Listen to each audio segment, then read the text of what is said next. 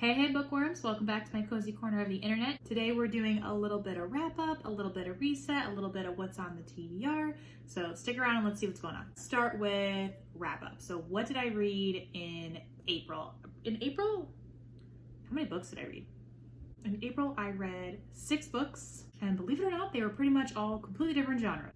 So it's definitely kind of a random reading month, but I think I read some pretty good ones. So let's start with the first one, which the first one was 7 Days in June by Tia Williams. So I started reading this at the very end of March, pretty much right before I decided that I was giving romance books a break for a little bit. And honestly, this one was not part of the reason. This one was so good. So in this book, we're following Eva and Shane. They're both authors. Eva is kind of like a romance. It's almost like she writes like this teen vampire type smutty romance book, and then Shane writes these more serious fiction books. But they're these famous authors. No one realizes they even have a connection, but it turns out when they were young, like teenagers, they had this like 7-day whirlwind romance. Now they're both at this conference after, I think it's like 10 years, almost a decade. And so throughout the whole book, we're flashing back and forth between what happened when they were teenagers and what's going on in their lives now. I don't want to give too much away because I feel like it's more special to learn about the characters while you're reading this book, because I feel like that's a big part of the story. So, but this one, honestly, I highly recommend it.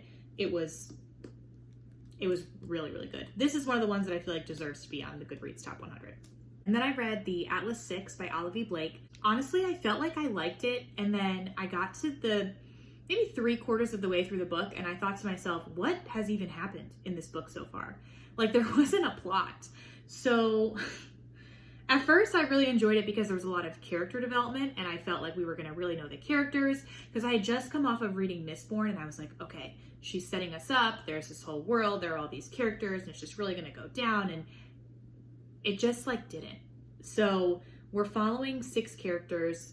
What's happened is they are magicians, basically, and they all have different powers, and they've been chosen for this secret society, the Alexandrian Society. It's like a 1-year internship, basically, is what they call it, and only 5 come out at the end. So it's a competition for who gets those 5 coveted spots, because with this, you know, if you end up getting inducted into this society, it's like very prestigious, and you can get a lot of money and the job that you want, etc., etc.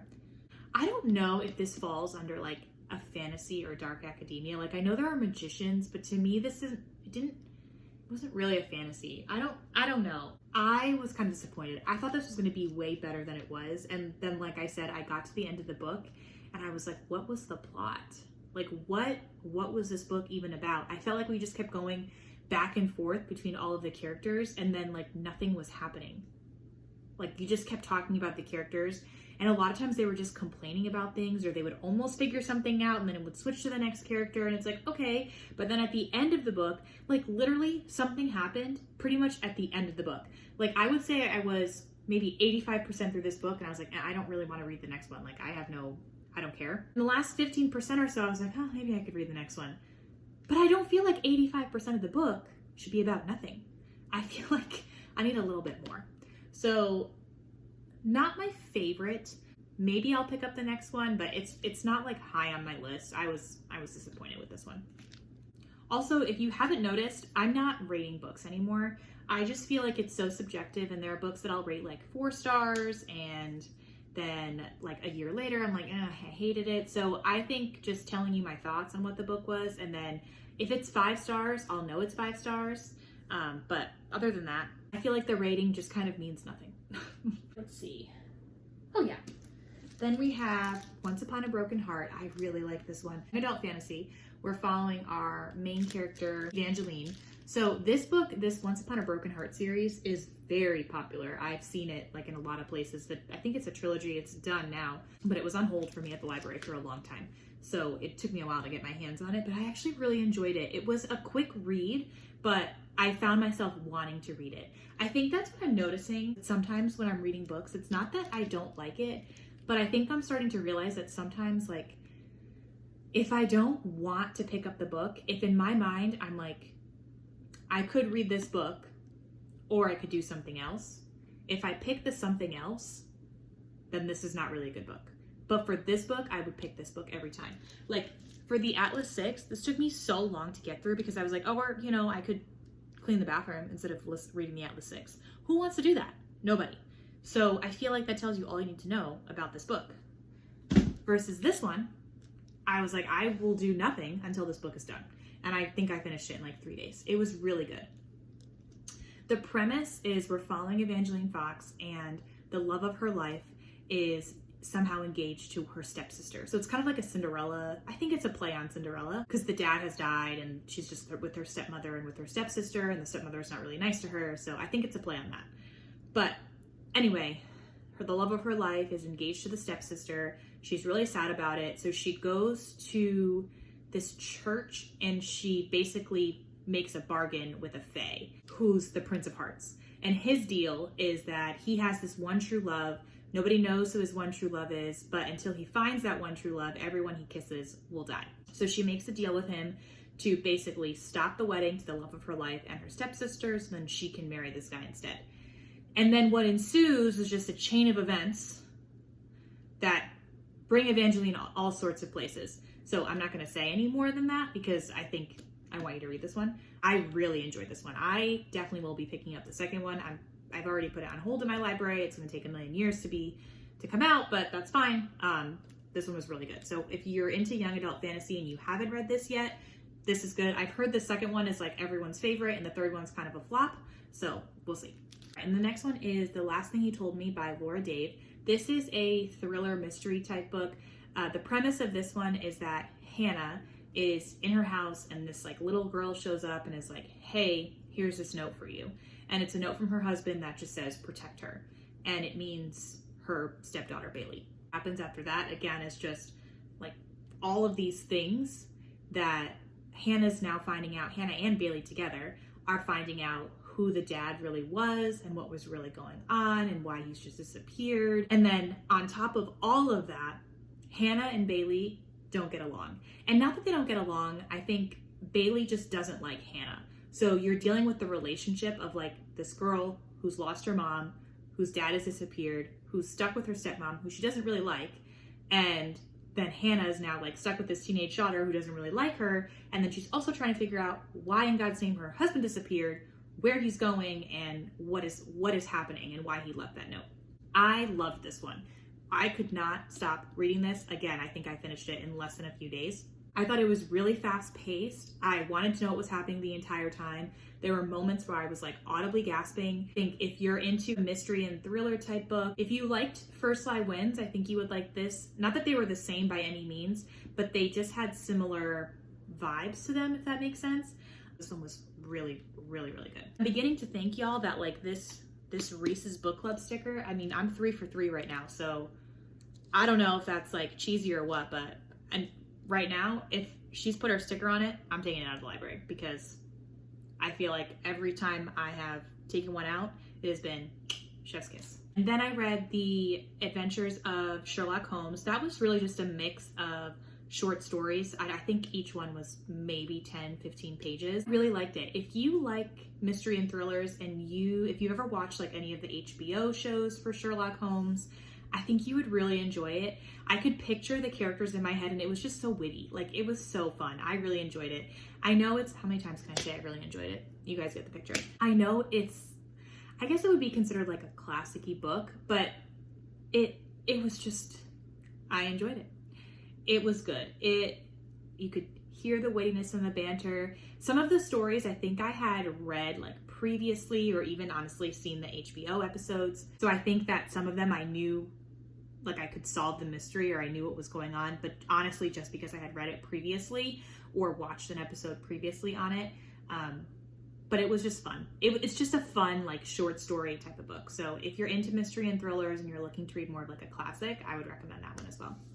All right, and then last was The Scandalous Confessions of Lydia Bennet, which I have mixed feelings about this one. So I would say for about half of the book, I was struggling to get through it. And not because I didn't like it, I just didn't want to read it. And I don't know if that makes sense.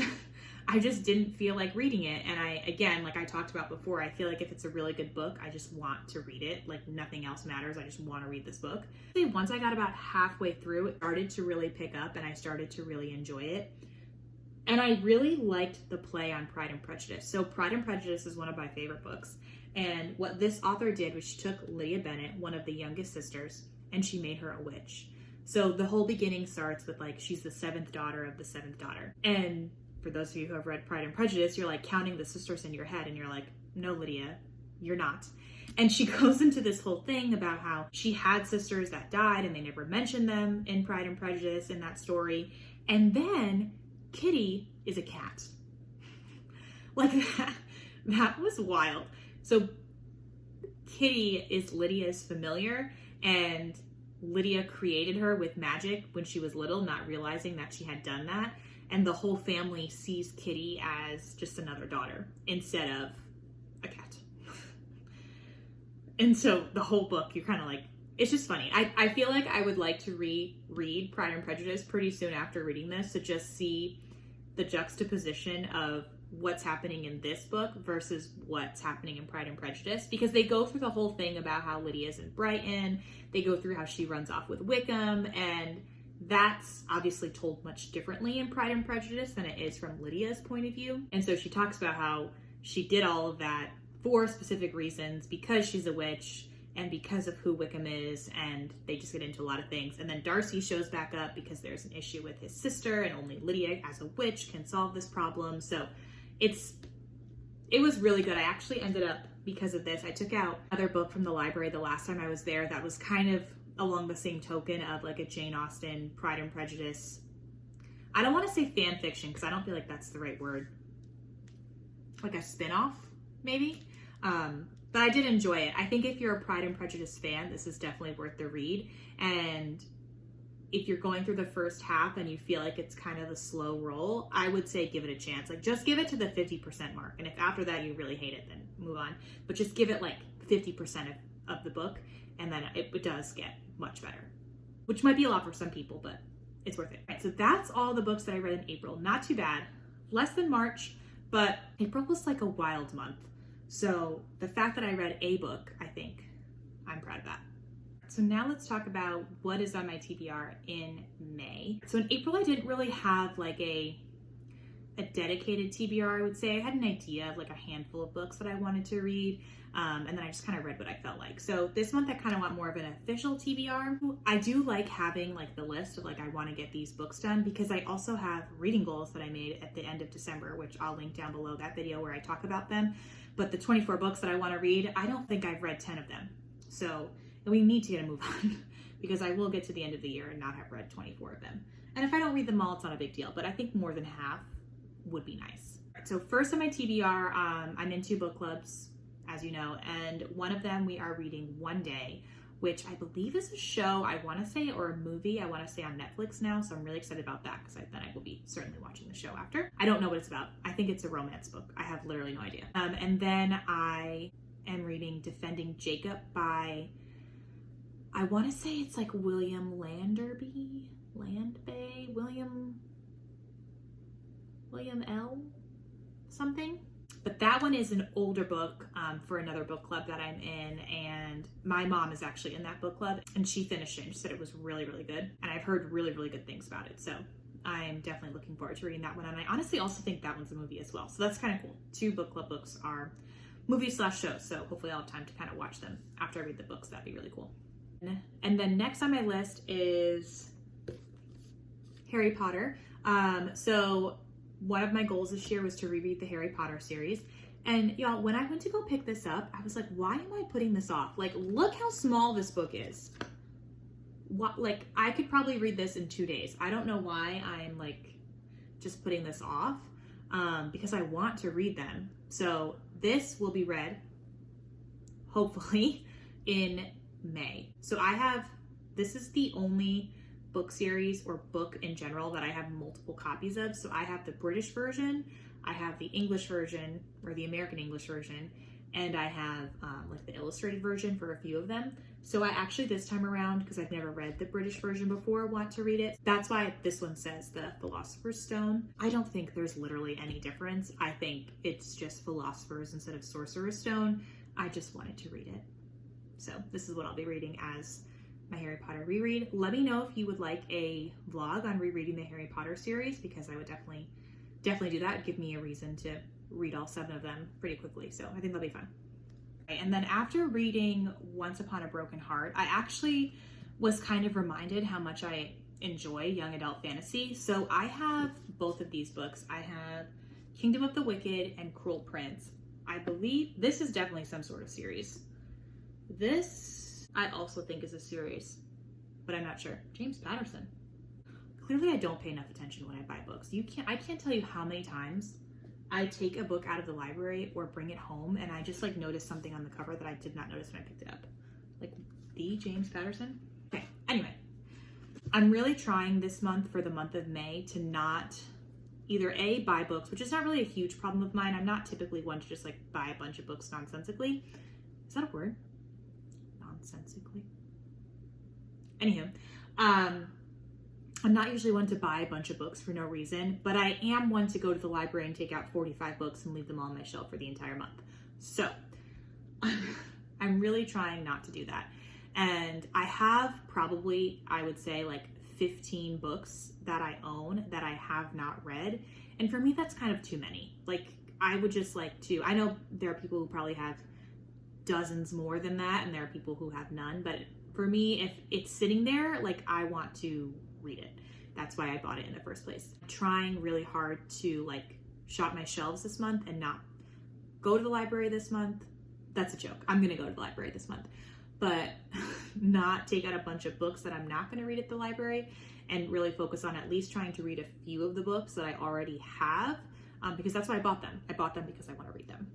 So I'm hoping to at least read one of these this month, The Cruel Prince or Kingdom of the Wicked. Because like I said, reading Once Upon a Broken Heart just reminded me how much I really enjoy reading young adult fantasy, and these two definitely fit that category, so I'm excited to read these. For more like thrillery type books that I have on my radar that I'd like to read this month, I have The New Couple in 5B. So I talked about this in my mystery and thriller ranking, some new books that were coming out. This one just came out in April, and I put it on hold at my library, so basically I'd be one of the first people to get it because I really wanted to read it. Kind of sounded to me, based on the synopsis, almost like a mix of Only Murders in the Building and Archive 81. So like the creepiness of Archive 81, where it's like this old building and there's all these mysterious things happening and it's kind of a little scary. But then also on the flip side with Only Murders in the Building, it's like people in the apartment complex are kind of dying and they're trying to figure out what's going on. I'm excited to read this one. I hope it's good. I haven't read anything by this author before, but I feel like I've seen her name. We'll see, but I'm excited to read this one. And then I have a stack of books back there that I'm borrowing that I haven't read yet that people have like given to me to read. So I want to make sure I'm reading them. And Lisa Jewell was on my list for someone that I wanted to read this year, because I figured since I wanted to read her and it's on my 24 and 24 that I could pick this one up. I just read the back of this, you guys. I did not read the synopsis before I started filming this. This sounds so good. So it says, Ellie Mack was the perfect daughter and then she was gone. 10 years after Ellie's disappearance, her mother, Laurel Mack, is trying to put her life back together when she meets an unexpectedly charming man in a cafe. Before she knows it, she's meeting Floyd's daughters, and his youngest, Poppy, takes Laurel's breath away. Because the eerily precious Poppy is the spitting image of Ellie. Sounds so good. I feel like I'm going to start this immediately. All right, so that is it. I hope you found some good book recommendations here. I enjoy doing it this way. Instead of doing 2 separate videos, like a wrap-up and a TBR, I think putting them together just makes more sense. If you like this video, please go ahead and like, comment, and subscribe so I know to make more videos like this. Let me know down below in the comments what you are planning on reading this month or your top reads from last month. I'm always looking for new book recommendations. Even though I have way too many books to read, the TBR list could never be too long in my opinion. I hope you found your next great read, and I'll see you next time. Cheers.